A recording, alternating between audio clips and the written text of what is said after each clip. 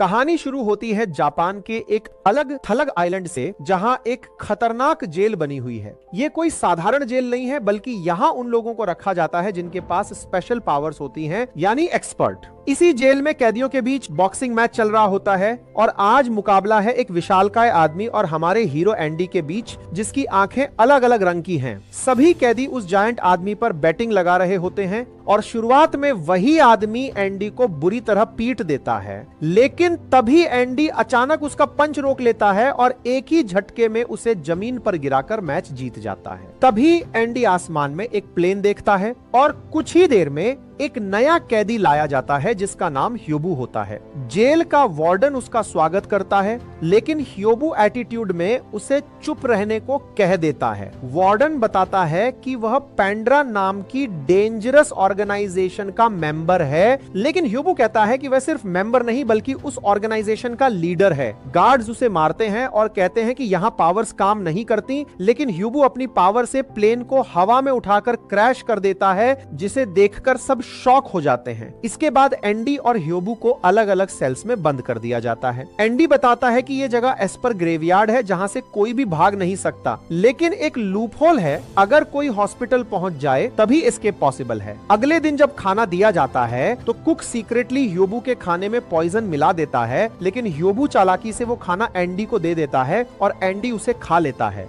फिर boxing match शुरू होता है, लेकिन पॉइजन की वजह से एंडी हिल भी नहीं पाता और बुरी तरह हार जाता है, जिसके बाद गार्ड्स उसे हॉस्पिटल ले जाते हैं। जब एंडी होश में आता है तो उसे पता चलता है कि ये हॉस्पिटल नहीं बल्कि एक सीक्रेट लैब है जहां कैदियों पर एक्सपेरिमेंट्स किए जाते हैं। तभी ह्योबू वहां आता है और बताता है कि वह यहां भागने नहीं बल्कि किसी को बचाने आया है। दोनों लैब के अंदर जाते हैं और वहां एक ग्लास क्यूब में बंद एक छोटी लड़की मिलती है, जो ह्योबू को देखकर कहती है कि वह उसका इंतजार कर रही थी। तभी वार्डन आता है और एक खतरनाक मॉन्स्टर छोड़ देता है जो एक एस्पर की पावर से बना हुआ होता है। फाइट शुरू होती है और मॉन्स्टर बहुत ताकतवर होता है। एंडी भी उसकी अटैक्स को रोकता है, लेकिन हालात बिगड़ते देख ह्योबू अपना लिमिटर खोल देता है और अपनी असली अनलिमिटेड पावर रिलीज कर देता है। इसके बाद ह्योबू अकेले ही उस मॉन्स्टर और पूरी फैसिलिटी को डिस्ट्रॉय कर देता है और उस लड़की और एंडी को लेकर वहां से भाग निकलता है। बाहर आकर वो एक हिडन फ्लाइंग शिप बुलाता है जहां उसके साथी पहले से मौजूद होते हैं। यहीं पर रिवील होता है कि ह्योबू एक पावरफुल एस्पर है जो अपनी ऑर्गेनाइजेशन के साथ मिलकर एस्पर्स को बचाने का मिशन चला रहा है और अब एंडी भी उसकी टीम में शामिल होने वाला है। लेकिन असली सवाल यह है कि क्या एंडी सच में ह्योबू का साथ देगा या इसके पीछे कोई और बड़ा राज छुपा है। जेल से भागने के बाद ह्योबू अपने साथियों के साथ सभी कैदियों को आजाद कर देता है और खुद को पैंड्रा ऑर्गेनाइजेशन का लीडर बताते हुए कहता है कि अब सब लोग आजाद हैं और जो चाहे कर सकते हैं। एंडी ये सब देख रहा होता है, तभी ह्योबू उसके पास आता है और कहता है कि उसे उसकी पावर के बारे में पता है और अब उसे अपने वादे के मुताबिक उसके साथ चलना होगा। एंडी भी उसका हाथ पकड़ लेता है और दोनों एक बड़े जहाज पर सवार हो जाते हैं। लेकिन कहानी में ट्विस्ट यह है कि जहाज के अंदर अकेले बैठकर एंडी अपनी आंख की पावर का इस्तेमाल करता है और सीक्रेटली अपने बॉस को मैसेज भेजता है कि उसने पैंड्रा ऑर्गेनाइजेशन में सफलतापूर्वक घुसपैठ कर ली है। धीरे धीरे दिन गुजरते हैं और एंडी इस ऑर्गेनाइजेशन में घुल मिल जाता है। एक दिन ह्योबू उसे बाकी टीम से मिलवाता है और उसकी पावर टेस्ट करने के लिए अपने एक साथी से उस पर हमला करवाता है, लेकिन एंडी आसानी से अटैक रोक देता है। तब पता चलता है कि उसकी असली पावर है किसी भी एस्पर की पावर को नलिफाई करना। इसके बाद एंडी जहाज में घूमता है और देखता है कि वहां बहुत सारे बच्चे हैं। जब वो पूछता है तो उसे बताया जाता है कि ये सभी बच्चे एस्पर्स हैं जिन्हें उनके परिवार ने छोड़ दिया था और पैंड्रा उनका ख्याल रखती है। इससे एंडी थोड़ा इमोशनल भी हो जाता है, लेकिन अंदर ही अंदर वह अपनी असली मिशन के बारे में सोच रहा होता है। उसी दौरान एक और सदस्य फुजियारू अपनी वॉइस मैनिपुलेशन पावर से एंडी को कंट्रोल करके उससे पूरे दिन काम करवाता है। रात को एंडी फिर से अपने बॉस को सारी जानकारी देता है। दूसरी तरफ मैजी को एंडी पर शक होने लगता है क्योंकि उसकी पावर उन पर काम नहीं करती और वे उसका माइंड भी नहीं पढ़ सकते। लेकिन ह्योबू उसे एक मौके के रूप में देखता है और अगले मिशन पर उसे साथ ले जाने का फैसला करता है। अगले दिन पूरी टीम शहर जाती है जहां वे इलीगल सामान की डील करने वाले होते हैं। एंडी देखता है कि हर हर चीज पर पेंड्रा का लोगो लगा हुआ है और उसे ये रिस्की लगता है, लेकिन टीम को लोगों का सपोर्ट मिला हुआ है। तभी माजी एक सरकारी आदमी को मार देता है जो उनकी जानकारी पुलिस को देने वाला था। इसके बाद टीम एक काफे में इकट्ठा होती है और जब माजी नहीं आता तो सब उसे ढूंढने निकलते हैं। एंडी भी उनके साथ जाता है और देखता है कि टीम रास्ते में लोगों को मार रही है, लेकिन आम लोग कुछ भी नहीं देख पा रहे क्योंकि फुजियारू अपनी पावर से सबकी आवाजें और सिचुएशन मैनिपुलेट कर रहा होता है। उसी समय ह्योबू एक पुराने आदमी से मिलने जाता है जो उसका पुराना साथी निकलता है। वो बताता है कि ह्योबू दशकों से बूढ़ा नहीं हुआ क्योंकि वह अपनी पावर से खुद को जवान रखता है। एंडी ये सुनकर और ज्यादा शॉक्ड हो जाता है क्योंकि उसे समझ आता है कि ह्योबू कोई साधारण इंसान नहीं है बल्कि बहुत पुराने समय से जिंदा है। अब एंडी एक बिल्डिंग की छत पर स्नाइपर लेकर खड़ा होता है और ह्योबू के सिग्नल का इंतजार करता है ताकि वह उसे शूट करके अपना भरोसा साबित कर सके। लेकिन जैसे ही मौका आता है उसके हाथ कांपने लगते हैं और वह गोली नहीं चला पाता। तभी अचानक सामने वाले लोग खुद ही ह्योबू पर हमला करते हैं, लेकिन वे सभी तुरंत गिर जाते हैं। एंडी पलटकर देखता है तो ह्योबू और माजी उसके पीछे खड़े होते हैं। ह्योबू समझ जाता है कि एंडी ने जानबूझकर गोली नहीं चलाई, फिर भी वह उसे मारने के बजाय अपने ऑर्गेनाइजेशन का सिंबल वाला नेकलेस देता है और उसे अपने साथ ले जाता है। वहां जाकर मैजाय रिवील करता है कि जिस आदमी से वे मिलने आए थे उसका असली शरीर कहीं और था और यहाँ सिर्फ एक फेक बॉडी थी। तभी असली दुश्मन अटैक करता है, लेकिन ह्योबू अपनी पूरी पावर अनलॉक कर देता है और अकेले ही पूरे दुश्मन को खत्म कर देता है और बिल्डिंग को भी डिस्ट्रॉय कर देता है। इसके बाद वह अपनी पावर फिर से सील कर देता है और कामली वहां से निकल जाता है। अगले दिन पूरे वर्ल्ड में न्यूज फैल जाती है कि यह हमला एस्पर पावर्स की वजह से हुआ था। इसी के साथ दुनिया में एस्पर्स और नॉर्मल ह्यूमंस के बीच टेंशन और बढ़ जाती है। दूसरी तरफ जहाज पर सब लोग सेलिब्रेशन कर रहे होते हैं, लेकिन एंडी अकेला खड़ा सोच रहा होता है कि आखिर वो सही कर रहा है या नहीं। अब असली सवाल ये है, क्या एंडी अपनी सीक्रेट मिशन को पूरा करेगा या धीरे धीरे वह खुद पेंड्रा का हिस्सा बन जाएगा। अब कहानी आगे बढ़ती है जहां एंडी अपने आस पास के लोगों को देखकर सोच में पड़ जाता है कि जो लोग कल तक दूसरों को मार रहे थे वही आज हंसते हुए जश्न मना रहे हैं। तभी ह्योबू उसके पास आता है और कहता है कि पेंड्रा सिर्फ एक क्रिमिनल ऑर्गेनाइजेशन नहीं बल्कि एक फैमिली है जहां हर सदस्य एक दूसरे का ख्याल रखता है। दरअसल ह्योबू खुद भी अपने साथियों को परिवार की तरह मानता है और एस्पर्स के लिए एक अलग दुनिया बनाना चाहता है। कुछ समय बाद ब्रिटेन की प्रिंसेस सोफी की बड़ी पार्टी होती है जिसमें दुनिया भर के देश और एस्पर ऑर्गेनाइजेशंस शामिल होते हैं। जापान से साकी और मिनामोटो वहां पहुंचते हैं और समझ जाते हैं कि ये सिर्फ एक पार्टी नहीं बल्कि एक छुपी हुई जासूसी की जगह है जहां हर देश एक दूसरे की ताकत जानने की कोशिश कर रहा है। तभी अचानक वे ह्योबू और उसकी टीम को वहां देख लेते हैं। जब वे उससे सवाल करते हैं तो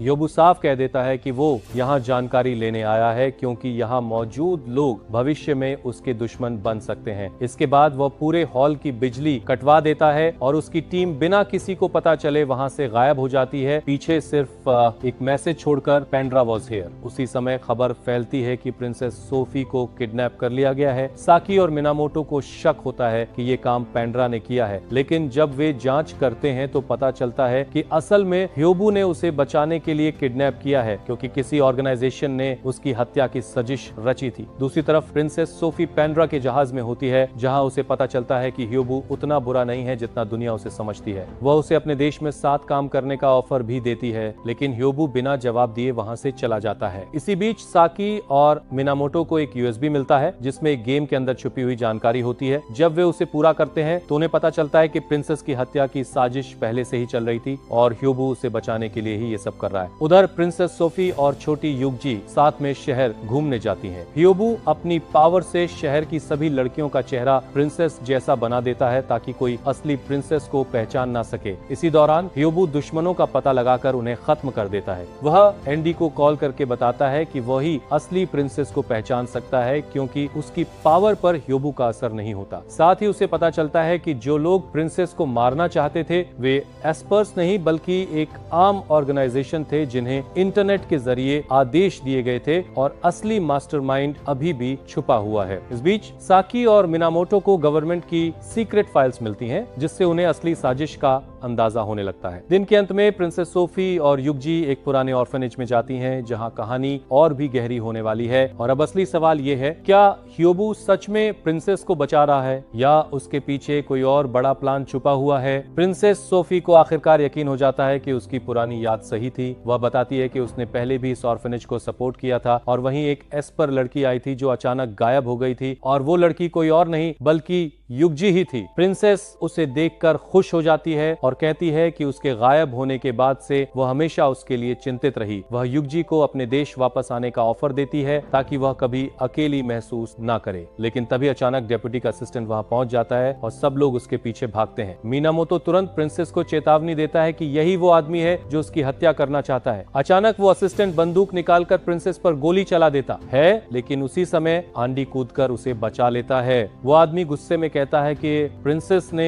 एस्पर्स के लिए पैसे खर्च करके गलती की है क्योंकि उसके हिसाब से एस्पर्स मॉन्स्टर्स हैं और उनके लिए पैसा खर्च करना बेकार है। अब वो प्रिंसेस को मारना चाहता है। तभी युगजी अपनी पावर एक्टिवेट करती है, लेकिन ह्योबू पीछे आकर उसे रोकता है और कहता है कि वो उसे प्रोटेक्ट करेगा। ह्योबू अपनी पावर से उस आदमी का हथियार छीन लेता है और उसे पकड़ लिया जाता है। प्रिंसेस ह्योबू को धन्यवाद देती है और कहती है कि उसे युगजी के साथ देखकर सुकून मिलता है। ह्योबू वादा करता है कि वो युगजी की हमेशा रक्षा करेगा। फिर वो मिनामोटो से कहता है कि उसने उसे सिर्फ असली दुश्मन ढूंढने के लिए इस्तेमाल किया था और अब उनका काम पूरा हो चुका है। इसके बाद वो अपनी पूरी टीम के साथ वहां से गायब हो जाता है। अब पांड्रा की टीम अपनी शिप पर वापस लौटती है और जापान जाने का फैसला करती है। रास्ते में माजी पूछता है कि ह्योबू वापस जापान क्यों जा रहा है, क्या मिनामोटो की वजह से या क्वीन की वजह से? लेकिन ह्योबू कहता है कि वह सिर्फ अपने लोगों को देखने जा रहा है क्योंकि वह अकेले। उधर एंडी सीक्रेटली अपने कमांडर को सारी जानकारी दे रहा होता है। उसका मिशन है पांड्रा के शिप में लगे एक खास डिवाइस को हासिल करना। जैसे ही पांड्रा जापान के पास पहुंचती है, बेबल ऑर्गेनाइजेशन पहले से तैयार रहती है। अचानक बेबल की 3 पावरफुल लड़कियां शिप पर हमला कर देती हैं और पूरी लड़ाई शुरू हो जाती है। युगजी एंडी को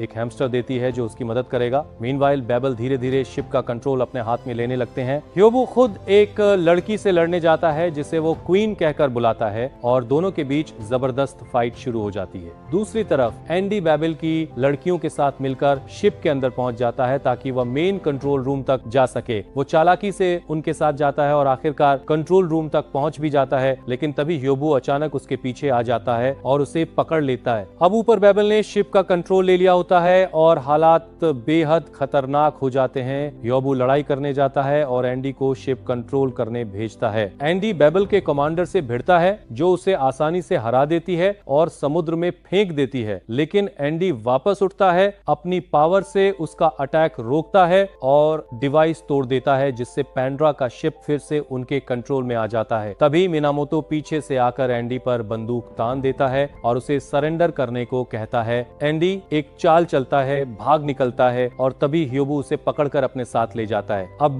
सवाल ये है, क्या एंडी सच में पांड्रा का हिस्सा बन चुका है या वो अभी भी एक सीक्रेट एजेंट है जो सही समय का इंतजार कर रहा है? ह्योबू ने एंडी से कहा, चिंता मत करो, मैंने तुम्हें बचा लिया। इसके बाद वे दोनों जहाज पर लौट आते हैं, लेकिन तभी सामने फिर वही 3 लड़कियां दिखाई देती हैं और अपनी शक्तियों से पूरे जहाज को अपनी ओर खींचने लगती हैं। ह्योबू कहता है, मैं क्वीन को एक्टिव करता हूं, तुम उनकी ताकत का सामना करो। एंडी पूछता है कि ये क्वीन कौन है? तब मैगी बताता है कि वह जहाज की असली मालिक है और पांड्रा संगठन कोई साधारण अपराधी गिरोह नहीं बल्कि दबे हुए एस्पर्स को आजाद करने के लिए लड़ता है। भविष्य में वही लड़की एस्पर्स की रानी बनेगी, इसलिए ह्योबू उसे मारना नहीं चाहता बल्कि बचाना चाहता है। ह्योबू आगे बढ़कर अपनी पूरी ताकत खोल देता है और क्वीन की शक्ति को रोक देता है। फिर अपनी शक्ति बंद करके जहाज पर कंट्रोल वापस ले लेता है और जहाज को वहां से टेलीपोर्ट करके शहर की ओर ले जाता है। शहर में सब लोग सामान खरीदने निकलते हैं और एंडी सारा सामान उठाए रहता है। तभी युगी एक दुकान की ओर भागती है तो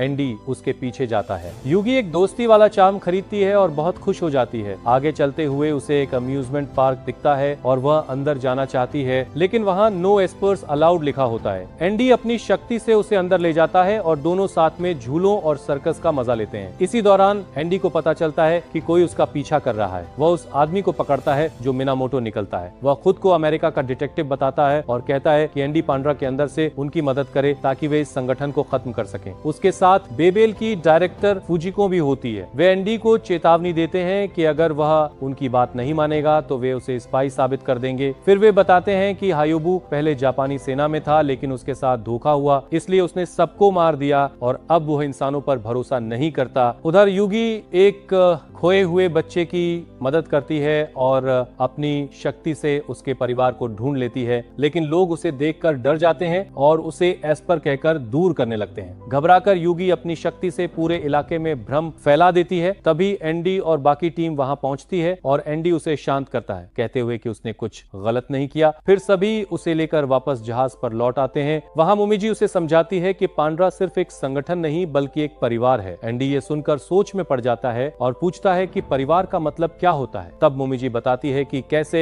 युद्ध में उसका सब कुछ खत्म हो गया था और हायोबू और मैगी ने उसकी जान बचाई थी। उसी दिन से ये संगठन उसके लिए परिवार बन गया। इस कहानी में पेंड्रा संगठन और उनके मिशन के इर्द गिर्द घटनाएं और भी गहरी और भावनात्मक हो जाती हैं। मोमीजी एंडी को बताती है कि कैसे वह बचपन में युद्ध के दौरान सब कुछ खो चुकी थी और हायोबू ने उसे बचाकर एक नया परिवार दिया। पेंड्रा के सभी सदस्य ऐसे ही दर्दनाक अतीत से गुजरे हैं और अब हायोबू के साथ मिलकर एक ऐसी दुनिया बनाना चाहते हैं जहां एस्पर्स बिना डर के जी सकें। उसी दौरान वे हायोबू का जन्मदिन मनाने की तैयारी करते हैं, लेकिन हायोबू को अपने स्वास्थ्य के बारे में सच्चाई पता चल जाती है कि उसके पास ज्यादा समय नहीं बचा है, जिससे वह अंदर ही अंदर परेशान हो जाता है। किसी पति ने दूसरी तरफ एंडी जो एक जासूस है अपने मिशन को लेकर उलझन में है, क्योंकि अगर वह अपना काम पूरा करता है तो पेंड्रा के सभी लोग खतरे में पड़ सकते हैं। उसके कमांडर उसे आदेश देते हैं कि वह जहाज के सिस्टम पर कब्जा करे। वहीं पेंड्रा की अगली योजना एक ऐसी मशीन चुराने की होती है जो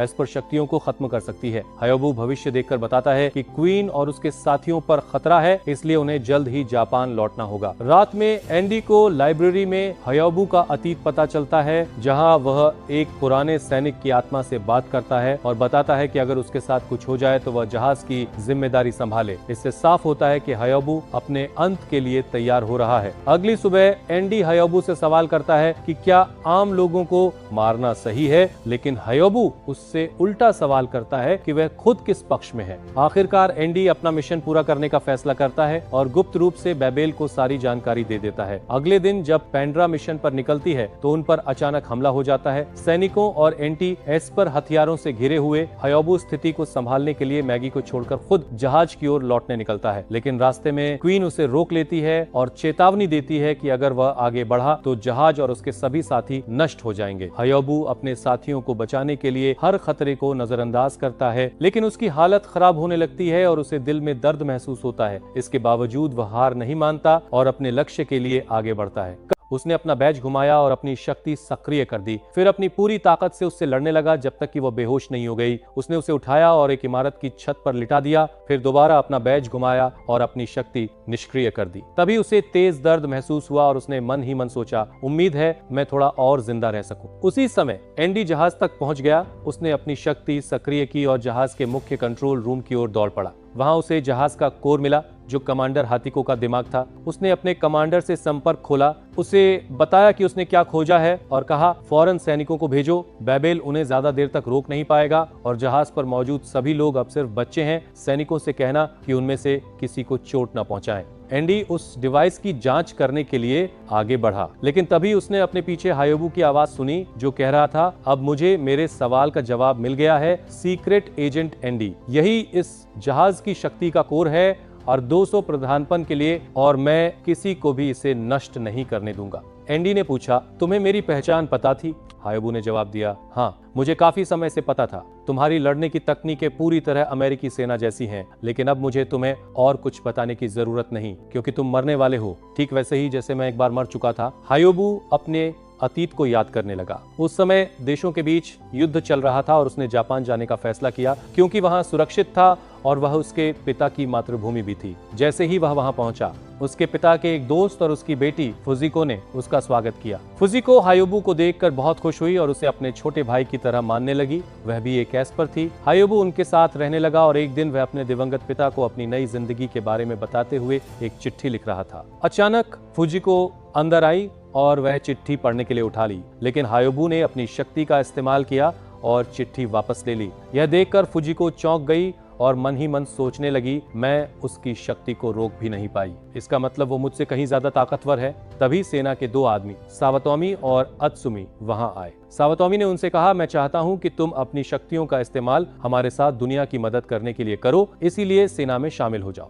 फिर उसने हायोबू की तरफ देखकर कहा, हमारे साथ जुड़ने के बारे में तुम्हारा क्या विचार है? तुम बड़े स्तर पर लोगों की मदद कर सकोगे और अपनी शक्तियों को और ऊंचे स्तर तक विकसित कर पाओगे। हम सेना में सिर्फ एस्पर्स की एक नई टीम बना रहे हैं। फुजिको ने जवाब दिया, नहीं, सेना एस्पर्स की शक्तियों का इस्तेमाल करके फिर से युद्ध शुरू करना चाहती है और दूसरे देशों से चीजें छीनना चाहती है। न मैं और ना ही हायोबू तुम्हारे हाथों की कठपुतली बनेंगे। सावतोमी ने जवाब दिया, मैं अभी कोई फैसला नहीं मांग रहा, आराम से सोचो और निश्चिंत रहो। हम इस टीम का इस्तेमाल खतरनाक लड़ाइयों में नहीं करेंगे। हम सेना को साबित करने की कोशिश कर रहे हैं कि यह उनके लिए बहुत फायदेमंद होगी और इससे एक नई दुनिया बनेगी जहां एस्पर्स इंसानों के साथ रह सकेंगे। गुस्से में फुजिको हायोबू को लेकर वहां से चली गई। हायोबू जो चिट्ठी अपने पिता को लिख रहा था वह जमीन पर गिर गई। अत्सुमी ने उसे उठाया, उसमें लिखी जानकारी पढ़ी और फिर हायोबू को वापस दे दी। उसने सावतोमी से कहा, मुझे नहीं लगता हायोबू हमारे साथ जुड़ेगा। वह चिट्ठी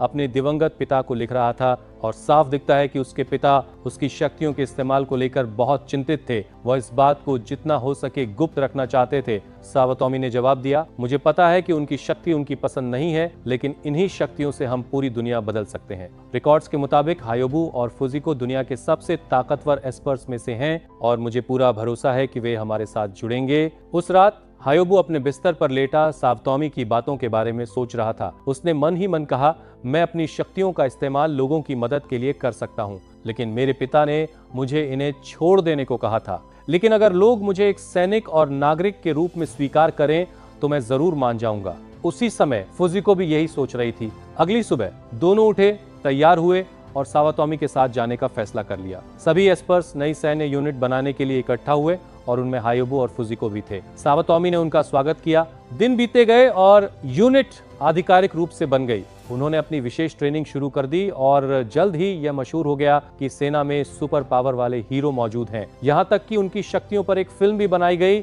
लेकिन उसमें उनका मजाक उड़ाया गया था, जिससे फुजिको बहुत परेशान हो गई। उसने इधर उधर देखा, लेकिन हायोबू कहीं नहीं दिखा। अत्सुमी ने उससे कहा कि वह किसी निजी काम से गया है। उसी समय हायोबू एक घड़ी की दुकान पर था, जहां दुकानदार ने उसके पिता की टूटी हुई घड़ी ठीक कर दी थी। उसने घड़ी ली और फुजिको को ढूंढने निकल पड़ा, लेकिन तभी उसकी मुलाकात एक पुलिस अधिकारी से हुई, जिसने उससे कहा, हायोबू, तुमने जो कपड़े पहने हैं वे एक जापानी लड़के के लिए बहुत खराब हैं। तुम्हें सही तरीके से कपड़े पहनना सीखना चाहिए।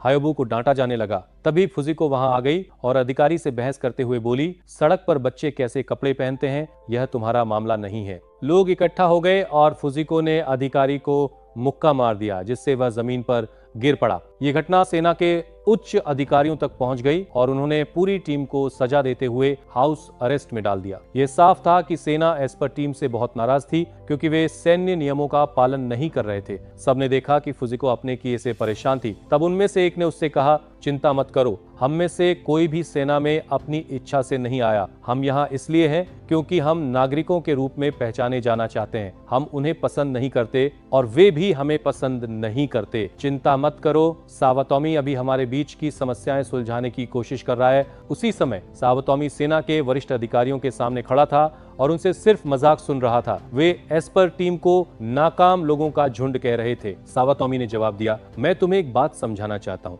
अगर एस्पर्स को सामान्य सैन्य नियमों और ट्रेनिंग के अधीन रखा गया तो ये समय और प्रतिभा दोनों की बर्बादी होगी। तुम सब उनकी शक्तियों को कम आंक रहे हो। तुम्हारे पूरी तरह प्रशिक्षित सैनिकों की एक टीम सिर्फ एक एस्पर का सामना कर सकती है, लेकिन सभी एस्पर्स मिलकर पूरी सेना को तबाह कर सकते हैं। बदलाव हमेशा जरूरी होता है, खासकर युद्धों के दौरान। पूरी दुनिया एस्पर्स की ताकत को समझ चुकी है और उन्हें अपने सैन्य फायदे के लिए इस्तेमाल करना शुरू कर चुकी है। अगर हम जापानी लोग भी ऐसा नहीं करेंगे तो हम किसी भी बाहरी ताकत का सामना नहीं कर पाएंगे। लेकिन नेताओं के चेहरे अब भी विरोध से भरे हुए थे। सावतोमी ने आगे कहा, हो सकता है कि आपके अधीन सैनिकों के रूप में हम में समस्याएं हों, लेकिन मैं अनुरोध करता हूं कि हमारी सैन्य शक्ति को मान्यता दी जाए। हम परीक्षा देने के लिए तैयार हैं। अपने सबसे ताकतवर हथियार को हम में से किसी एक के खिलाफ चुन लीजिए। अगर हम हार गए तो हम टीम को भंग कर देंगे। मेरी जानकारी के अनुसार नौसेना ने हाल ही में नई पीढ़ी के लड़ाकू विमानों की मांग की है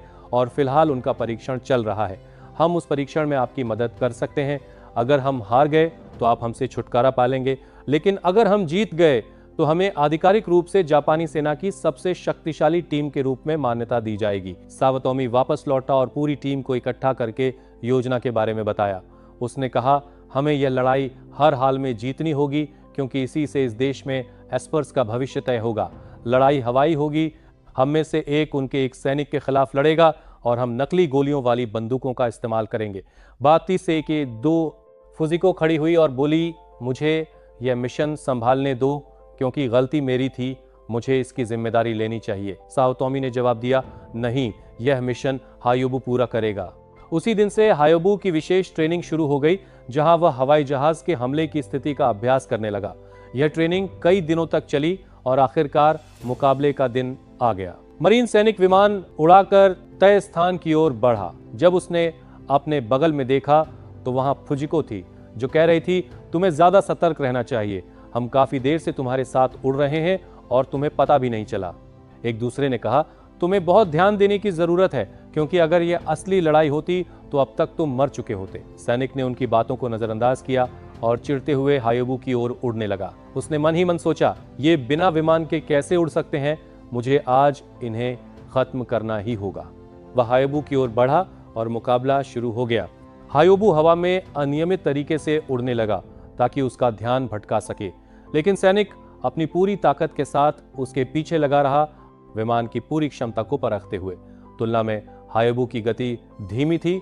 तभी उसे ट्रेनिंग के दौरान एक सैनिक की बात याद आई, जिसने उससे कहा था, विमान 500 किलोमीटर प्रति घंटे की रफ्तार से उड़ता है, इसलिए तुम्हें बहुत सावधान रहना होगा। हमारी ताकत गति नहीं बल्कि मोड़ने की क्षमता है। तुम्हें उड़ते समय आसानी से मुड़ना आना चाहिए।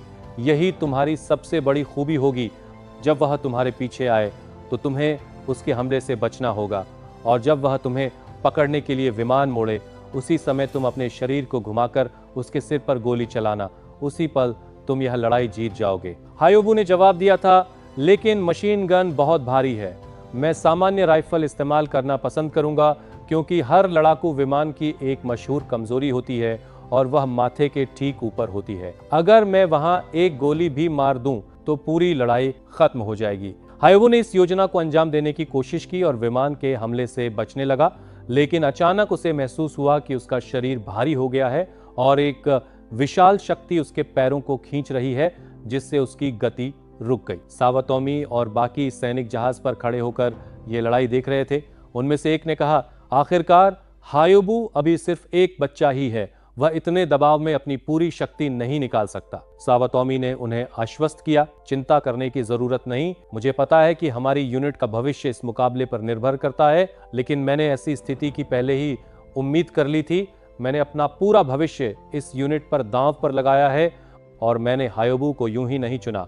बस उसे देखते रहो, जितना अधिक दबाव उस पर पड़ेगा उसकी शक्ति उतनी ही बढ़ेगी। हायोबू ने महसूस किया कि एक ताकत उसके पूरे शरीर को बांध रही है। तभी उसे अपने पिता की बातें याद आईं, जिन्होंने उससे कहा था कि वह कभी अपनी शक्ति का इस्तेमाल न करे। अगर वह सेना की बात मानेगा तो वह भी उनकी मां की तरह सिर्फ एक औजार बनकर रह जाएगा। उसे याद आया कि उसके पिता ने उसे मारते हुए कहा था, तुम्हारी मां इसलिए मरी क्योंकि उसने अपनी शक्तियों से इंसानों की मदद करने की कोशिश की थी। सेना उस पर लगातार प्रयोग करती रही और मैं भी उनका साथ देता रहा, क्योंकि मुझे लगा था कि इससे मानवता का भला होगा। मैंने उस लड़की से ज्यादा लोगों की मदद को चुना जिससे मैं प्यार करता था। मैं तुम्हें वही गलती नहीं करने दूंगा। तुम अपनी शक्ति का इस्तेमाल नहीं करोगे।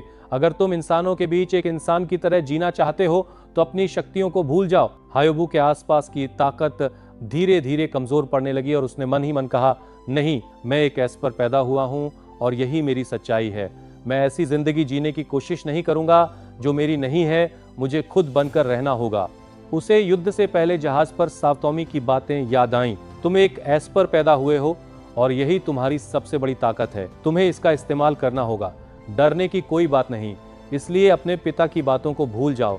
अब यही तुम्हारा घर है। जब तक सेना में एस्पर यूनिट मौजूद है, तुम खुद बनकर रह सकते हो। अगर तुम इस लड़ाई में अपनी शक्ति को मुक्त नहीं कर पाए तो तुम्हें अपनी जिंदगी अपने तरीके से जीने की आजादी कभी नहीं मिलेगी। हायोबू के आसपास की ऊर्जा गायब हो गई उसकी गति अचानक बहुत बढ़ गई और वह विमान को मात देने लगा। लड़ाई के दौरान उसके पिता की घड़ी समुद्र में गिर गई। हायोबू ने सोचा, मुझे बस खुद को इतना समय देना है कि मैं अंतिम वार कर सकूं। वह विमान के सामने स्थिर खड़ा हो गया। जैसे ही विमान मुड़ा, उसने एक गोली चलाई और मुकाबला जीत लिया। टीम अभी अपनी जीत का जश्न भी नहीं मना पाई थी कि कोई भागता हुआ आया और सावातोमी से बोला कि एक जरूरी खबर है, आसपास के समुद्री क्षेत्र में एक अज्ञात पनडुब्बी देखी गई थी। सावातोमी ने तुरंत हायोबू को वहां जाने का आदेश दिया। पूरी टीम उन्हें रोकने के लिए उड़कर वहां पहुंची और देखा कि पनडुब्बी उन पर हमला कर रही है। फिर वह पानी के अंदर चली गई। टीम ने सावातोमी को रिपोर्ट दी और बताया कि वह संभवतः अमेरिकी पनडुब्बी थी। अचानक हायोबू ने पास में 3 डॉल्फिन तैरती हुई देखी, जिन पर नंबर लिखे हुए थे। यह साफ हो गया कि वे भी एस्पर्स थीं। डॉल्फिन्स ने अपनी शक्तियों का इस्तेमाल करके हायोबू को संदेश भेजा कि वे उसकी मदद करने आई हैं। लेकिन तभी पनडुब्बी से एक मिसाइल दागी गई, जिसने डॉल्फिन्स में से एक को मार डाला। बाकी डॉल्फिन्स पर 2 और मिसाइलें छोड़ी गईं। हायोबू की टीम के एक सदस्य ने उन्हें नष्ट करने की कोशिश की और एक मिसाइल को रोकने में सफल भी हो गया और एक मिसाइल के साथ, लेकिन दूसरी मिसाइल सीधे डॉल्फिन्स की ओर बढ़ती रही। हायोबू पूरी गति से उसे रोकने के लिए दौड़ा, जबकि विमान में मौजूद सैनिक उसकी मदद कर रहा था ताकि वह मिसाइल से भी तेज गति पकड़ सके। वह पानी में कूद गया, मिसाइल के सामने खड़ा हो गया और अपनी शक्ति का इस्तेमाल करके उसे रोक दिया। इस तरह उसने डॉल्फिन्स को बचा लिया। पनडुब्बी पीछे हट गई और हायोबू अपनी टीम के साथ वापस सावातोमी के पास लौट आया। अपनी सफलता से बेहद खुश हायोबू ने महसूस किया कि उसकी जिंदगी में सावातोमी का होना कितनी बड़ी बात है। उसने फैसला किया कि वह जीवन भर उसके रास्ते पर चलेगा। वैसे का अपने पिता की बातों को भूलकर उसने तय किया कि वह अपने दोस्तों के साथ अपनी असली पहचान के अनुसार जिएगा। उनमें से एक व्यक्ति डॉल्फिन्स को शहर ले गया। तभी एक डॉल्फिन ने उससे कहा, सावधान रहना, अभी के लिए तो हम सुरक्षित हैं, लेकिन मौत के सबसे करीब तुम लोग हो। आप देख सकते हैं कि और सचमुच एक दिन से भी कम समय में जापान की पूरी स्थिति बदल गई। हिरोशिमा पर परमाणु बम गिरा दिया गया था। हायोबू तुरंत कमांडर सावातोमी से बात करने पहुंचा और कहा, यह एक नए प्रकार का बम है, हमें तुरंत कार्रवाई करनी होगी। सावातोमी ने जवाब दिया, नहीं, तुम अपना काम कर चुके हो, लेकिन हमारे लिए यह युद्ध खत्म हो चुका है। बिना शर्त आत्मसमर्पण ही अब हमारा एकमात्र विकल्प है। जापान के पास अब कोई सैन्य शक्ति नहीं बची और एस्पर यूनिट का हर सदस्य घायल है, सिर्फ तुमको छोड़कर। हायोबू ने कहा, मैं अभी भी अकेले लड़ सकता हूँ, कम से कम दूसरे बम को रोकने के लिए। सावातोमी ने जवाब दिया, नहीं, हमारा भाग्य पहले ही तय हो चुका है, हमें हारना होगा और खुद को फिर से बनाना होगा। यह देखो, उसने हायोबू को एक उपकरण दिखाया जिसमें मरी हुई डॉल्फिन का दिमाग मौजूद था। वह उसके जरिए उसकी विशेष शक्तियों का विश्लेषण कर सकता था और उनका उपयोग भी कर सकता था। मैं उनकी शक्ति का इस्तेमाल करके भविष्य का एक हिस्सा देखता हूँ। युद्ध खत्म होने के बाद एस्पर्स की संख्या बहुत तेजी से बढ़ेगी और तुम उनका नेतृत्व करोगे, फिर दुनिया को नष्ट कर दोगे। सावातोमी ने अपनी बंदूक हायोबू के चेहरे पर तान दी और कहा, मैं तुम्हारा बहुत आभारी हूँ, लेकिन मैं कब्जा करने वाली सेना को ये नहीं जानने दूंगा कि तुम मौजूद हो। तुम्हारी शक्ति दुनिया में कहीं भी बेजोड़ है। मैंने तुम्हें एक राक्षस बनाने की कोशिश की थी, लेकिन मैं किसी और को इस शक्ति पर नियंत्रण नहीं करने दूंगा। उसने हायोबू पर 2 गोलियां चला दी। हायोबू जमीन पर गिर पड़ा और उसके शरीर से खून बहने लगा। जब वो वहां पड़ा था, सावातोमी ने कहा, मैं तुम्हें मानवता का दुश्मन नहीं बनने दूंगा। आखिरकार मैं इंसान हूँ, एस्पर नहीं। तुम्हारे पास जो शक्ति है वह सिर्फ मेरी होनी चाहिए। हायोबू रोने लगा और अपने मरे हुए दोस्तों को याद करने लगा। जब उसने ऊपर देखा तो सावातोमी उसके ऊपर खड़ा था और बंदूक उसकी ओर ताने हुए था। फिर सावातोमी ने उस पर आखिरी गोली चला दी। हायोबू अपने ही खून में लथपथ होकर गिर पड़ा, लेकिन अचानक वह फिर से खड़ा हो गया। सावातोमी दोबारा गोली चला पाता उससे पहले ही हायोबू ने अपनी शक्ति का इस्तेमाल करके उसे मार डाला। उसने खुद से पूछा, क्या मैं सच में एक राक्षस हूँ? वो वहां से चला गया और कसम खाई कि वो कभी किसी इंसान को माफ नहीं करेगा। फिर कहानी वर्तमान समय में लौट आई। अमेरिकी सैन्य बलों ने उस इलाके को घेरना शुरू कर दिया और हायोबू ने एंडी पर हमला कर दिया। एंडी उसकी शक्ति को रोक नहीं पा रहा था। तब हायोबू ने उससे कहा, तुम्हें हैरानी हो रही होगी कि तुम मेरी शक्ति को रोक क्यों नहीं पा रहे।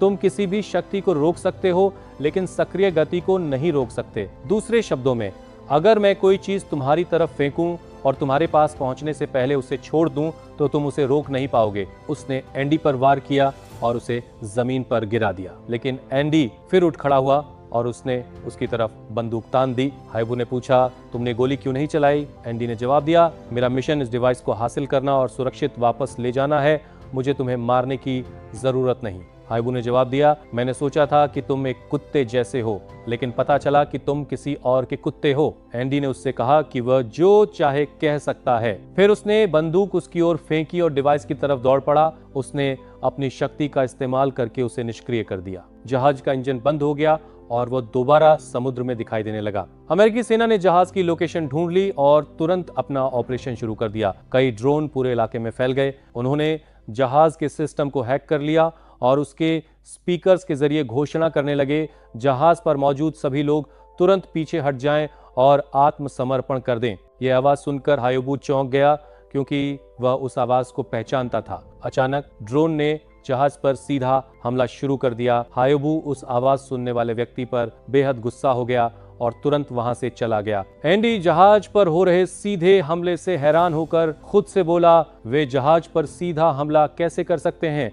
मैंने उन्हें बताया था कि यहाँ मौजूद सभी लोग सिर्फ बच्चे हैं। हायोबू ड्रोन के सामने खड़ा हो गया और उन सबको रोकते हुए बोला, इन ड्रोन को कौन नियंत्रित कर रहा है? मुझे पता लगाना होगा कि वह कौन है। उधर सैनिक जहाज पर उतर आए और उन कमरों में घुस गए जहां बच्चे मौजूद थे, लेकिन वहां उनका सामना एक महिला से हुआ जिसने उन्हें मार डाला और बच्चों से कहा कि वे जहाज के नीचे छिप जाएं। सैनिक उसके सामने ऐसे उपकरण लेकर खड़े थे जो एस्पर शक्तियों को निष्क्रिय कर देते थे। उन्होंने उसकी शक्तियों को दबाने में सफलता पाली। जहाज के सभी सदस्य एक जगह इकट्ठा हो गए। वे छिपे हुए थे और अपनी शक्तियों का इस्तेमाल नहीं कर पा रहे थे। वेसाल अचानक उन्होंने किसी को बंदूक पकड़े हुए देखा जो उनके ऊपर मौजूद ड्रोन को नष्ट कर रहा था। उनकी शक्तियां वापस आ गईं और वे सैनिकों से लड़ने बाहर निकल पड़े। मिनामोटो मैगी के सामने खड़ा हुआ और उससे कहा, रुको, अभी लड़ाई का समय नहीं है। उसने अपने फोन में अमेरिकी सेना द्वारा जहाज पर हमले का वीडियो दिखाया। मिनामोटो ने समझाया, बेबेल ने पहले ही इस घटना की भविष्यवाणी कर ली थी, इसलिए हम पहले तुम्हें कैद करना चाहते थे, लेकिन अब हमें जहाज को बचाना होगा। मैगी ने सिर घुमाया और जहाज की ओर बढ़ने लगा। मिनामोटो ने उससे कहा, मुझे बस तुमसे एक वादा चाहिए, हायोबू की रक्षा करना। वे सब जितनी तेजी से हो सकता था जहाज की ओर दौड़ पड़े। उसी समय अमेरिकी सैनिक एंडी के कमरे तक पहुंच गए। एंडी ने अपने कमांडर को कॉल किया और कहा, यह सब कैसे हो रहा है? मैंने आपको बताया था कि जहाज पर मौजूद सभी लोग सिर्फ बच्चे हैं और अब आप उन्हें मारने की कोशिश कर रहे हैं। लेकिन दूसरी तरफ से कोई जवाब नहीं आया। सैनिकों ने सफलतापूर्वक उस डिवाइस को अपने कब्जे में ले लिया और उसे ले जाने लगे। मैगी और उसकी टीम जहाज पर पहुंची, सामने मौजूद सैनिकों को मार डाला और बच्चों की हालत देखने के लिए दौड़ पड़े। उसी समय युगजी अपने कमरे से बाहर निकली और सैनिकों से बचने के लिए सीढ़ियों के नीचे छिप गई, लेकिन एंडी के कमांडर ने उसकी छिपने की जगह ढूंढ ली और सैनिकों को इसकी जानकारी दे दी। उसने फैसला किया कि वह उसे बंधक बनाएगा। जहाज के नीचे मैगी और उसका समूह बच्चों तक पहुंच गए और उन्हें वहां से निकालने की कोशिश करने लगे। मैगी और मोमिजी बाकी लोगों को ढूंढने निकल पड़े। ऊपर एक सैनिक ने युगजी को पकड़ लिया और उसकी गर्दन पर एक सील लगा दी। सैनिकों ने उसे एंटी एस्पर डिवाइस से घेर लिया जब तक कि वह बेहोश नहीं हो गई। कमांड रूम में एंडी सैनिकों के साथ चल रहा था कि अचानक एक हैमस्टर प्रकट हुआ और बोला, तुम उनके साथ मिलकर गद्दार बन गए हो। जैसे ही एंडी उस पर हमला करने वाला था, एक सैनिक ने पहले ही उसे गोली मार दी। एंडी उनके साथ डिवाइस को ले जाने के लिए आगे बढ़ा और उसने अपने कमांडर को अपने सामने खड़ा पाया। कमांडर ने उससे कहा, तुमने अपना मिशन पूरा कर लिया है। एंडी ने पीछे देखा और यह देखकर चौंक गया कि युगजी को बंधक बनाया गया था। उसने पूछा, इसका क्या मतलब है? आपने कहा था कि आप बच्चों को अकेला छोड़ देंगे। कमांडर ने जवाब दिया, हम अपनी क्षमता के अनुसार उसके मानवाधिकारों का सम्मान करेंगे। आखिरकार कोई भी एस्पर जो हमारी निगरानी में नहीं होगा वह नियंत्रण खो सकता है और पूरी दुनिया को नष्ट कर सकता है। अगर हमें मानवता के लिए शांति चाहिए तो हमें कठोर कदम उठाने होंगे। एंडी ने अपने बगल वाले सैनिक को मुक्का मारा, उसकी मशीन गन छीन ली और कमांडर से कहा, युगजी को अभी छोड़ दो। वह लड़की कोई राक्षस नहीं है, मैं इतने समय से उसे देख रहा हूँ। एस्पर्स भी इंसान ही होते हैं। कमांडर ने कहा, तुम्हारी बातों से साफ है कि तुमने हमारे साथ विश्वासघात किया है। उसने अपनी बंदूक एंडी पर तान दी और सैनिकों से कहा, मैं तुम्हारे हमारे साथ जुड़े सभी रिकॉर्ड मिटा दूंगा, एक जांच अधिकारी के रूप में भी, और तुम्हारा अंत भी बाकी सदस्यों जैसा ही होगा। फिर उसने गोली चलाई जिससे एंडी जमीन पर गिर पड़ा। कमांडर और उसके सैनिक युगजी को लेकर वहां से चले गए। उसी समय हायोबू ने अपने आसपास के सभी ड्रोन नष्ट कर दिए थे। उसने जहाज की तरफ देखा जो आग में जल रहा था और जिसमें अब भी बच्चे मौजूद थे। वह उनकी ओर बढ़ने की कोशिश करने लगा, लेकिन तभी उसकी छाती में भयानक दर्द उठा। तभी उसने देखा कि मैगी सैनिकों के सामने खड़ा होकर बच्चों को बचा रहा था। हायोबू उनके सामने खड़ा हुआ, सांस लेने के लिए संघर्ष करता हुआ,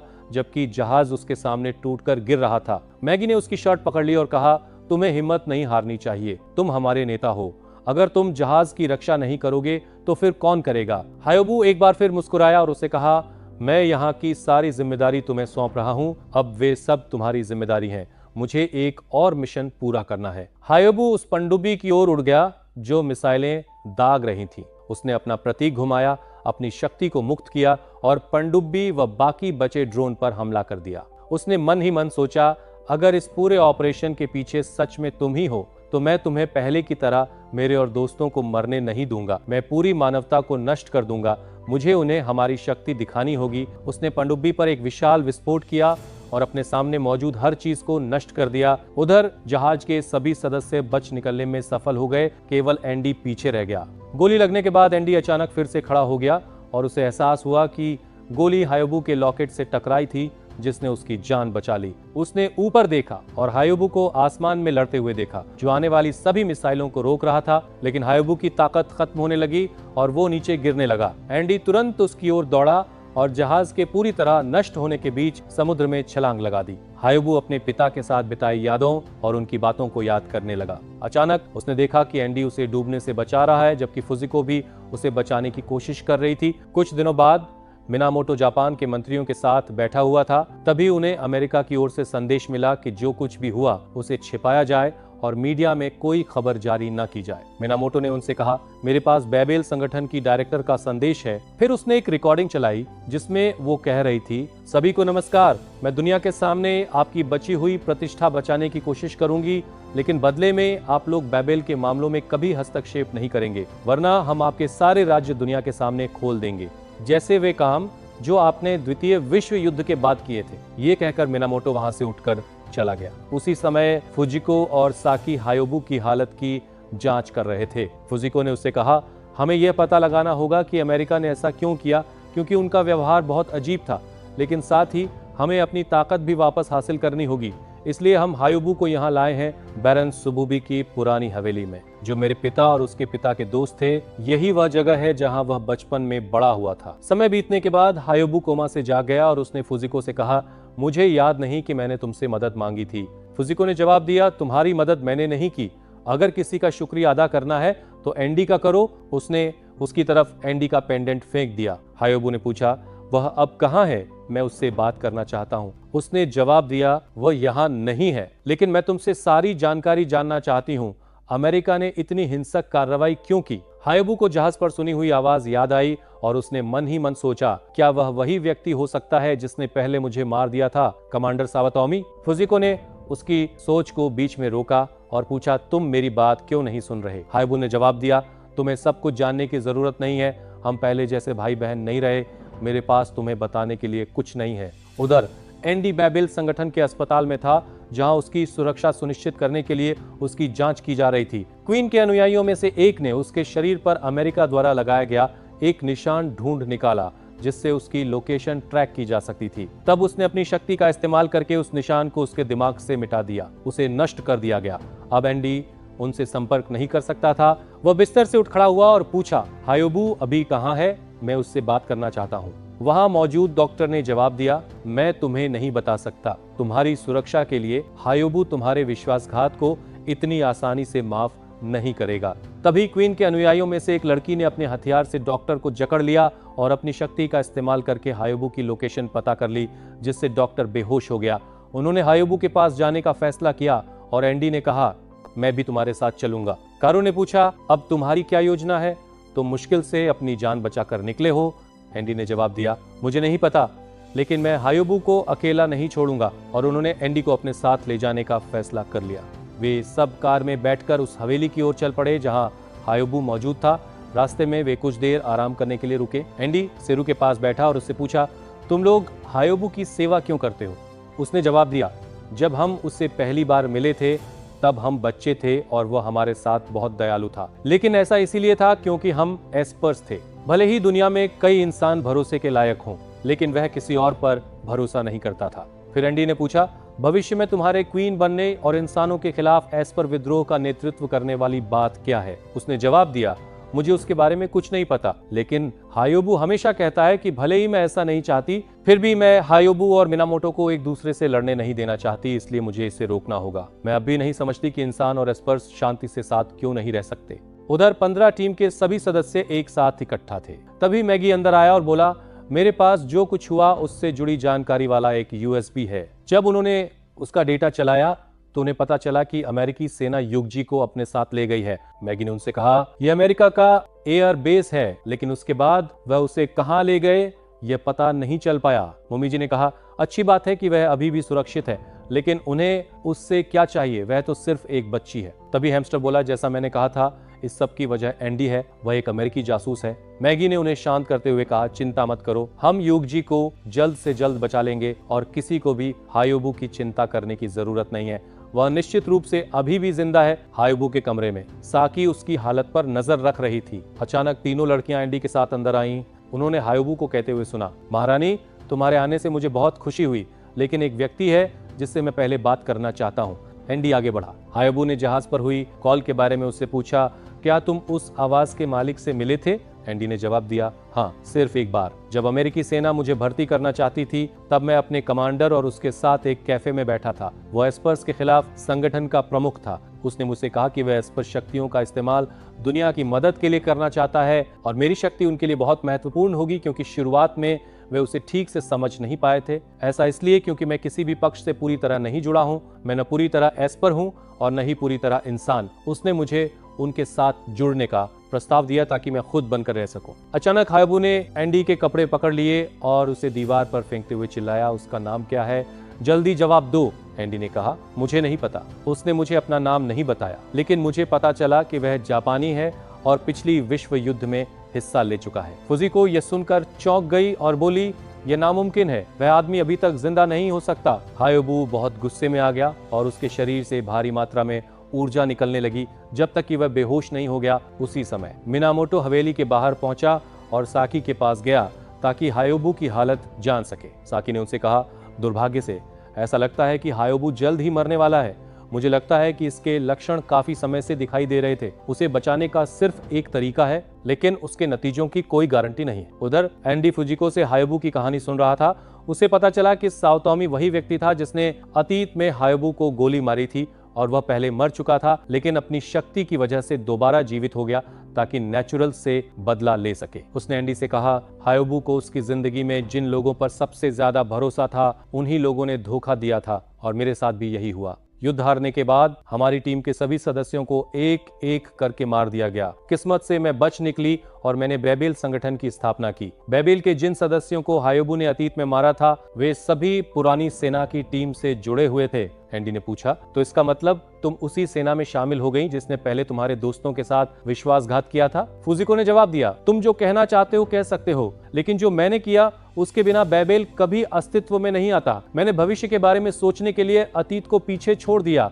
मेरे दोस्तों की यादें, हायोबू का बदला और मेरी पुरानी जिंदगी अब मेरे लिए सिर्फ इतिहास है। हायोबू अपने पास से आ रही आवाज से जाग गया और उसने देखा कि कीरू उसके बगल वाले बिस्तर पर सो रही है और मेडिकल उपकरणों से जुड़ी हुई है। साकी ने हायोबू से कहा, चिंता मत करो, कारू ने तुम्हें ज्यादा समय तक जिंदा रखने के लिए खुद मदद करने की इच्छा जताई है। हायोबू ने उसकी ओर देखा और उसने कहा, मुझे पता है कि तुम नेचुरल से नफरत करते हो, लेकिन अगर हम साथ मिलकर काम करें तो हम एक बेहतर भविष्य की ओर बढ़ सकते हैं। हायोबू ने जवाब दिया, बहुत समय पहले किसी ने मुझसे यही बात कही थी, लेकिन अंत हमेशा एक जैसा ही होता है। रात के अंत में जब सब सो रहे थे, हायोबू उठ गया और अपने कपड़े पहनने लगा। उसी समय एंडी जंगल में चल रहा था और सोच रहा था कि यह सब कैसे हुआ। जिसने उसे अमेरिकी जांच अधिकारी बनाया था वही व्यक्ति था जिसने पहले हायोबू को मार डाला था। अचानक उसे अलार्म की आवाज सुनाई दी और हवेली में मौजूद सभी लोग हायोबू को ढूंढने के लिए जाग गए। सेरू ने उसे ढूंढ लिया और कहा, मैं तुम्हारी भावनाओं की कद्र करती हूँ,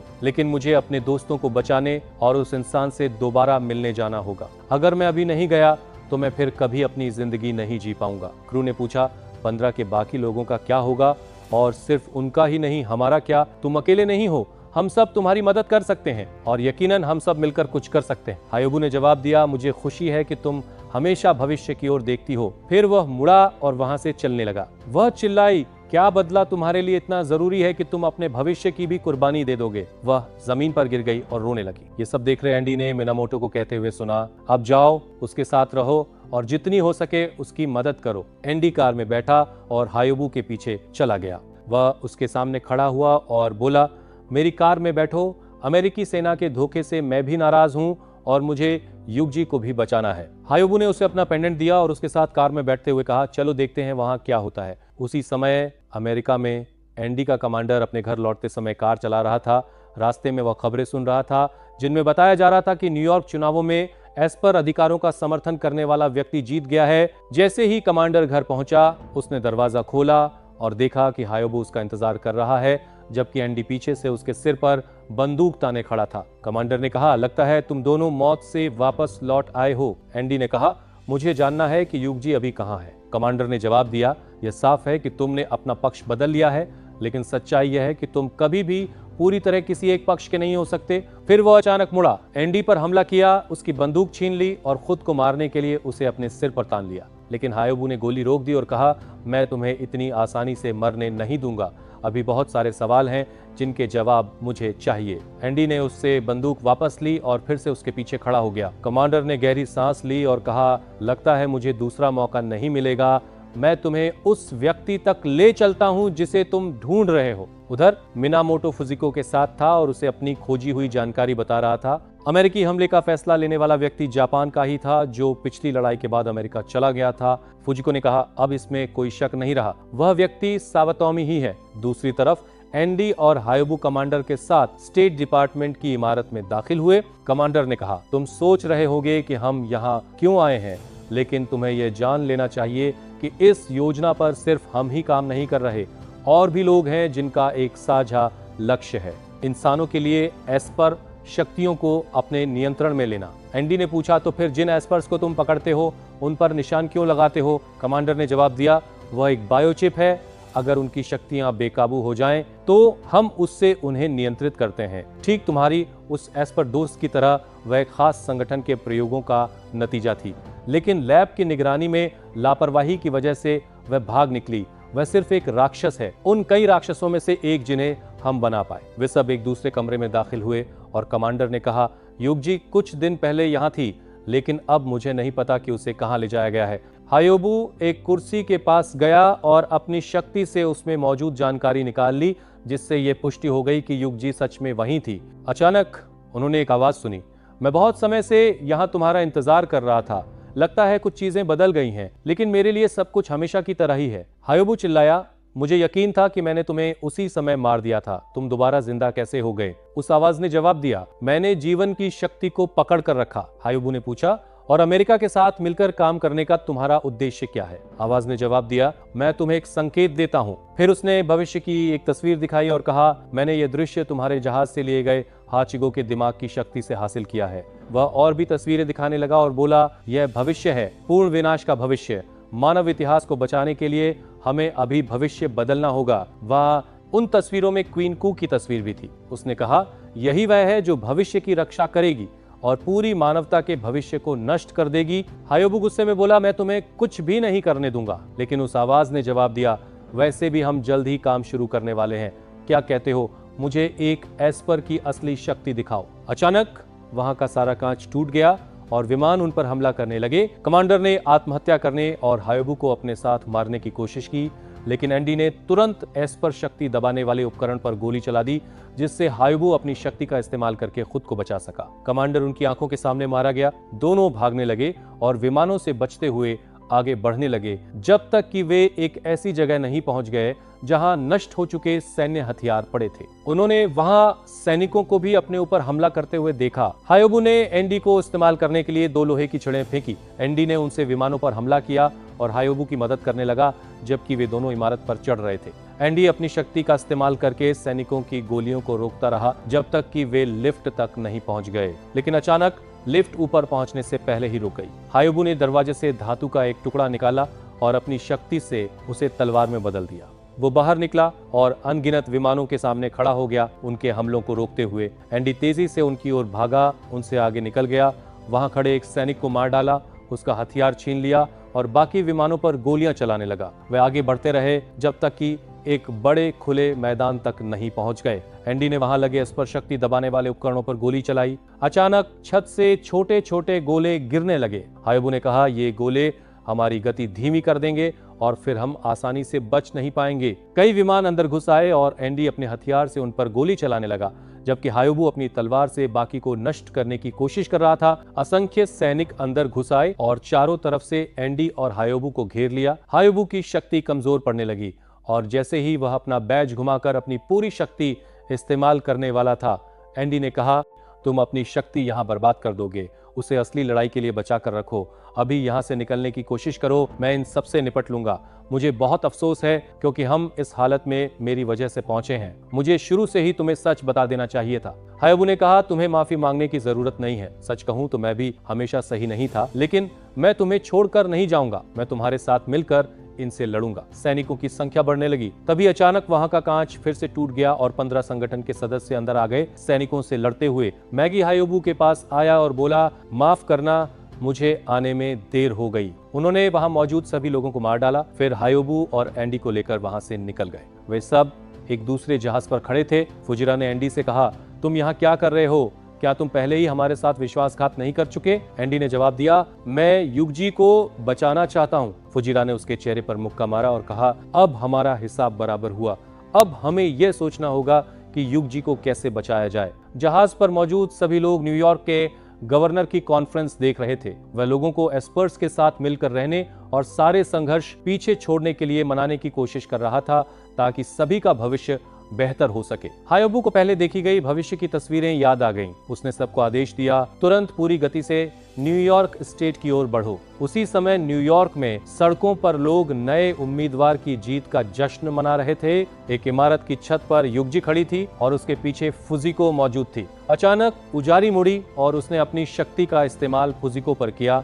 उसके दिमाग को नियंत्रित करके उसे एक भ्रम में फंसा दिया। अपने ही जैसी एक और प्रतिलिपि देखकर वही चीज मैगी और मोमिजी के साथ भी हुई। यूजी शहर में चलने लगी। तभी रास्ते में उसकी मुलाकात एंडी से हुई। एक इमारत की छत पर हायोबू खड़ा था और उसके हाथ में युगजी का चार्म था, जो उसने उसके जन्मदिन पर उससे लिया था। एक अंधेरे कमरे में सॉर्ट सब कुछ देख रहा था और खुद से कह रहा था कि हायोबू अब तक छिपा हुआ है। उसने अपने एक अनुयायी को आदेश दिया कि इलाके पर कड़ी नजर रखो, क्योंकि हायोबू किसी भी पल सामने आ सकता है। फिर उसने कहा कि प्रेसिडेंट ग्रीन चुनाव जीत चुका है और भविष्य की उसकी दृष्टि के अनुसार इससे इंसानों और एस्पर्स के बीच कुछ समय के लिए शांति आ जाएगी। लेकिन अगर आज किसी एस्पर द्वारा राष्ट्रपति की हत्या कर दी जाए तो भविष्य पूरी तरह बदल जाएगा। देश में दंगे बढ़ जाएंगे, इंसानों और एस्पर्स के बीच विश्वास खत्म हो जाएगा और एक ऐसा संगठन बनाया जाएगा जो एस्पर्स की आजादी को नियंत्रित करेगा, ताकि वे विद्रोह न कर सकें। इस तरह भविष्य को बचाया जा सकेगा और क्वीन कारू पूरी तरह भविष्य से मिट जाएगी। एंडी युगजी के पीछे भागने लगा और देखा कि उसका चार्म रास्ते में गिर गया है। उसने उसे उठाया और उसके पीछे इमारत पर चढ़ गया, लेकिन सुरक्षा गार्ड्स ने उसे पकड़ लिया। तभी अचानक मिनामोटो और साकी वहां पहुंचे। उन्होंने गार्ड्स को बेहोश कर दिया और एंडी तुरंत मुख्य सरकारी इमारत की ओर दौड़ा, जहां युगजी सबसे ऊपर खड़ी थी। जैसे ही राष्ट्रपति मंच पर आया, युगजी की शक्ति पूरे इलाके में फैल गई और उसने राष्ट्रपति पर हमला शुरू कर दिया। एंडी ने उसका हमला रोक लिया और राष्ट्रपति वहां से भाग निकला। पुलिस बल एंडी पर गोली चलाने पहुंचे, लेकिन मिनामोटो और साकी उनके सामने आकर खड़े हो गए और उन्हें रोक लिया। सभी लोग वहां से भागने लगे, लेकिन इससे पहले कि वे दूर जा पाते, युगजी की शक्ति फिर से फट पड़ी और उसने सबको अपने भ्रम में फंसा लिया। सभी लोग एस्पर्स की मौत के नारे लगाने लगे। ये सब सॉर्ट की योजना के अनुसार हो रहा था। वह दूर बैठकर सब देख रहा था और कह रहा था कि वह अपनी योजना पूरी करने के बहुत करीब है। युगजी जैसी शक्ति के बिना वे कभी भविष्य को दोबारा नहीं लिख पाते। तभी उसने ऊपर देखा और पाया कि हायोबू युगजी के सामने खड़ा है। हायोबू ने कहा, कुछ भी नहीं बदलेगा। अचानक युगजी ने उस पर हमला किया, लेकिन हायोबू ने उसका वार रोक लिया और कहा कि यह साफ है कि वह सम्मोहन के असर में है, लेकिन उसकी शक्ति उस पर असर नहीं करेगी। तभी उसने ऊपर देखा और अपने जैसा दिखने वाला एक व्यक्ति देखा। दोनों लड़ने लगे और उनकी शक्तियां बराबर थीं। अचानक और भी भ्रम तथा पुरानी यादें सामने आने लगीं। उसे वह विमान याद आया जिस पर उसने बचपन में हमला किया था। फिर उसके पुराने दोस्त उस पर हमला करते दिखाई दिए और उसके बाद उसके पिता की आवाज उसके कानों में गूंजने लगी। उसने खुद से कहा कि शांत रहो, क्योंकि यह सब सिर्फ भ्रम है। फिर उसने सॉर्ट को देखा जो उसके सिर पर बंदूक ताने हुए था और दोबारा उसे गोली मार रहा था। हायोबू जमीन पर गिर पड़ा और उसके शरीर से खून बहने लगा। वह उठा तो उसने अपने छोटे वाले रूप को देखा जो उसे मारने के लिए बंदूक पकड़े खड़ा था। हायोबू खड़ा हुआ, अपना प्रतीक घुमाया और अपनी बची हुई आखिरी शक्ति इस्तेमाल करने का फैसला किया। सारे भ्रम धीरे धीरे खत्म होने लगे और उसने अपने सामने युगजी को देखा। युगजी को भी अपनी पुरानी यादें याद आने लगीं। उसे वह समय याद आया जब वह लैब से भागी थी, फिर अनाथालय में रहने लगी थी, उसकी अकेली जिंदगी, और वह पल जब वह पहली बार हायोबू से मिली थी। वह उसकी ओर एक कदम बढ़ी। उसका भ्रम पूरे शहर से हटने लगा और सब लोग सामान्य हो गए। एंडी छत पर पहुंचा और उसने देखा कि हायोबू अपनी पूरी शक्ति युगजी की मदद करने में इस्तेमाल कर रहा है। फिर उसने उसकी गर्दन से वह प्रतीक हटा दिया जिससे वह अपने सम्मोहन से जाग गई। अचानक हायोबू की शक्ति विस्फोट करने लगी। उसने कहा कि अब वह अपने शरीर को नियंत्रित नहीं कर पा रहा है क्योंकि उसने अपनी शक्ति बहुत ज्यादा इस्तेमाल कर ली है। उसके कपड़ों पर लगा प्रतीक टूट गया और उसने एंडी से कहा कि युगजी को लेकर तुरंत भाग जाओ। उसने कहा, मैंने उनके लिए भविष्य बचाने की कोशिश की और अगर यही मेरा अंत है तो मुझे कोई पछतावा नहीं। एंडी ने जवाब दिया कि इस बार वह उसकी बात नहीं मानेगा। वह उसके पास गया और बोला, मैंने पूरी जिंदगी एस्पर्स से नफरत की थी, लेकिन हायोबू के जहाज पर मैंने सीखा कि वे भी आम इंसान ही हैं और मैं इसे तुम्हारा अंत नहीं बनने दूंगा। हायोबू के बोल उसने देखा कि युगजी उसके कपड़ों को पकड़कर उसके साथ आगे बढ़ने की कोशिश कर रही है। एंडी ने उसे वह चार्म वापस दिया जो उससे पहले गिर गया था। दोनों ने अपनी पूरी ताकत लगाकर आगे बढ़ने की कोशिश की। एंडी ने कहा कि जेल में हायोबू से मिलने के बाद उसका भविष्य बदल गया था और अब वह उस भविष्य को देखने के लिए उत्साहित है जिसे हायोबू बनाएगा। उसने अपना हाथ हायोबू के कंधे पर रखा और अपनी शक्ति का इस्तेमाल करके उसकी ऊर्जा को रोकने लगा। आखिरकार वह उसकी शक्ति को रोकने में सफल हो गया और खुद बेहोश होकर गिर पड़ा। अगले दिन हायोबू शहर के एक पार्क में गया और उसने सॉर्ट को अकेले बैठे पाया। हायोबू ने उससे कहा कि उसके सभी सहयोगियों को गिरफ्तार कर लिया गया है, उसका संगठन पूरी तरह खत्म हो चुका है और अब उसके पास भागने की कोई जगह नहीं बची। सॉर्ट ने हायोबू से उसे मार डालने को कहा क्योंकि वह अब और जीना नहीं चाहता था। हायोबू ने जवाब दिया कि वह ऐसा नहीं कर सकता क्योंकि इससे क्वीन को दुखी हो सकती है। इसके बजाय वह उसकी आत्मा को खत्म कर देगा, उसकी सारी यादें मिटा देगा और उसे एक जिंदा लाश की तरह जीने के लिए छोड़ देगा। हायोबू ने अपना हाथ सॉर्ट के चेहरे पर रखा, उसकी सारी यादें मिटा दी और उसे पार्क में छोड़कर चला गया। उसी समय एंडी 15 के सदस्यों के साथ खड़ा था और उनसे विदा ले रहा था क्योंकि वो वहां से जा रहा था। वह सड़क पर खड़ा था कि तभी हायोबू उसके पास आया और पूछा, अब कहां जा रहे हो? एंडी ने जवाब दिया कि उसे ये पता लगाना है कि वह वास्तव में कौन है, न पूरी तरह एस्पर और न पूरी तरह इंसान। लेकिन उसे पूरा विश्वास था कि वह एक ऐसी जगह जरूर ढूंढ लेगा जहां वह सच में अपना हो सके। जब वह जाने लगा, हायोबू ने उसे संगठन का पेंडेंट वापस दिया और कहा कि एंडी उसे अपने पास रखे। फिर उसने एंडी को 15 संगठन का एक सम्मानित सदस्य बना दिया।